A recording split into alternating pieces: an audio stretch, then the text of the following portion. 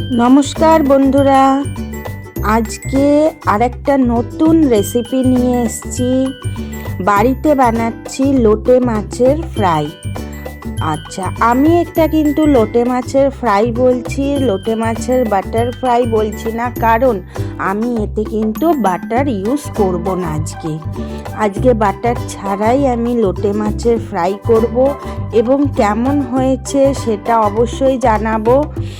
আর তোমাদের সঙ্গে এই ভিডিওটা পুরোটা শেয়ার করছি, তোমরা পুরোটা ভিডিও দেখো, কোনো স্কিপ করে যেও না।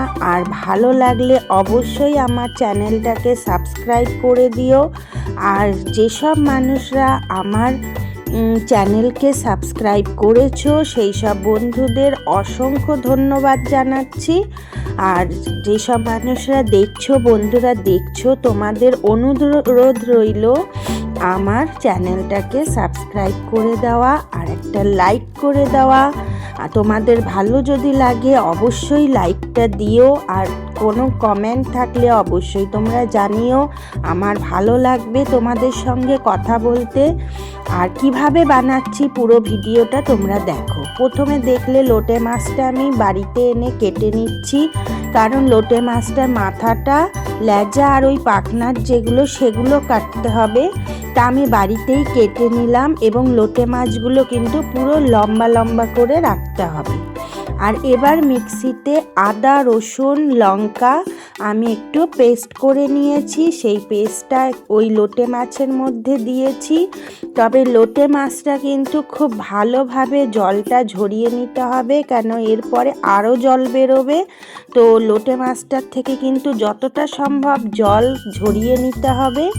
তারপরে আদা রসুনের পেস্টটা দিয়েছি, আর একটা পাতিলেবুর হাফ আমি লেবুর রস ওর মধ্যে চিপে দিয়েছি, আর একটু নুন আর হলুদ দিয়ে ভালো করে মেখে আমি এখন ফ্রিজে ওটা রেখে দিচ্ছি, ম্যারিনেটটা পুরোটা ভালো হওয়ার জন্য। তারপর আমি এটা অবশ্য সন্ধ্যাবেলা বানিয়েছি।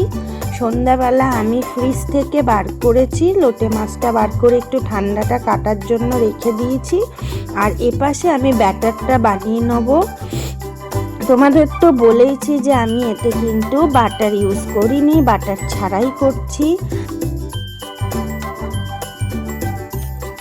এবার বেসন নিয়েছি, বেসনের মধ্যে চালের গুঁড়ি নিয়েছি, আর তার মধ্যে আদা রসুনের একটু পেস্ট দিয়েছি, আর ধনেপাতা আমি কুচিয়ে ওই ব্যাটারের মধ্যেই দিয়ে দিয়েছি। বেসনটা যে ব্যাটার করব তার মধ্যে কুচিয়ে দিয়ে দিচ্ছি, দিয়ে একটু সামান্য লবণ দিয়েছি, একটু হলুদ গুঁড়ো আর একটু কাশ্মীরি লঙ্কার গুঁড়ো দিয়েছি, দিয়ে ব্যাটারটা এবার তৈরি করব।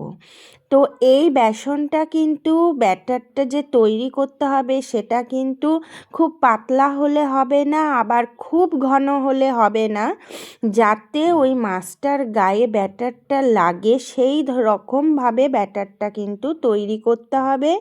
আর ব্যাটারটার মধ্যে যেন বেসনের কোনো ডেলা মতো না থাকে, পুরো একদম গুলে নিতে হবে।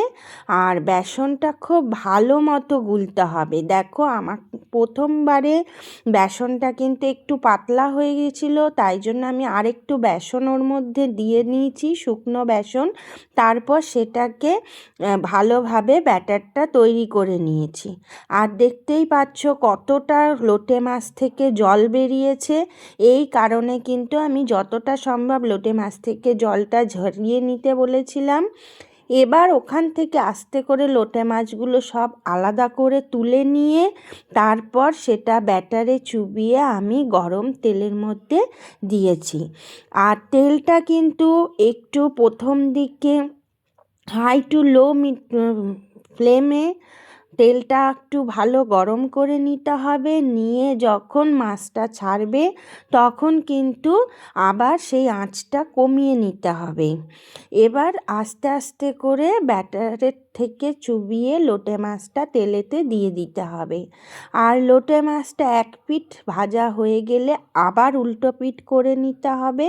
তবে এটা কিন্তু সময় নিয়ে ভাজতে হবে, যেহেতু মাছটা কিন্তু কাঁচা, সেই কারণে সময় নিয়ে ভাজতে হবে। তবে লোটে মাছ তো খুবই নরম, খুব যে সময় লাগে তা না, কিন্তু খুব তাড়াতাড়ি কিন্তু মাছটাও ভেতরটা সেদ্ধ হয়ে যায় আর বেসনটাও ঠিকঠাকভাবে ভাজা হয়। তো ব্রাউন কালার করে করে ভাজতে হবে, আর একটু সময় নিয়ে ভাজলে ভালোই হয়, পুরোটাই ভাজাটা ভালো হয়। তো এইভাবে আমি পুরো সব কটা মাছ করে নিচ্ছি। তবে তোমরা যদি আর একটু তেল দিয়ে করো তাহলে কিন্তু মাছগুলো অনেকটাই ফুলবে।